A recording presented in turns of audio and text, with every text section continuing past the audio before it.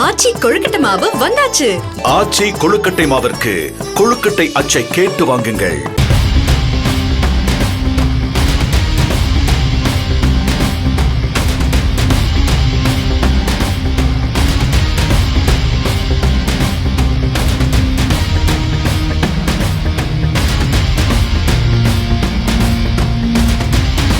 தென்காசி மாவட்டம் பழைய குற்றாலம் ஆயிரப்பேரி ஊராட்சி மன்றத்தினுடைய கட்டுப்பாட்டிற்குள் இருக்குமா, வனத்துறை வசம் முழுமையாக செல்லுமா என்பது இன்றைய மாவட்ட ஆட்சியர் ஆலோசனை கூட்டத்துக்கு பின்னர் தெரிய வரும். 50 லட்சம் ரூபாய்க்கு மேல் ஆண்டுதோறும் வருமானம் தரக்கூடிய பழைய குற்றாலத்தை வனத்துறையிடம் விட்டுக் கொடுப்பதற்கு ஆயிரப்பேரி ஊராட்சி மன்றம் தயாராக இல்லை என்று கூறப்படுகிறது.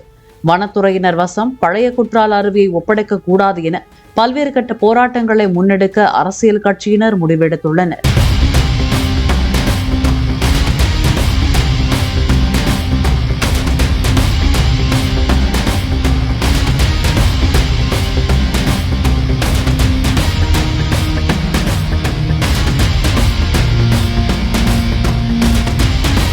ஆச்சி கொழுக்கட்டை மாவு வந்தாச்சு. ஆச்சி கொழுக்கட்டை மாவிற்கு கொழுக்கட்டை அச்சை கேட்டு வாங்குங்கள்.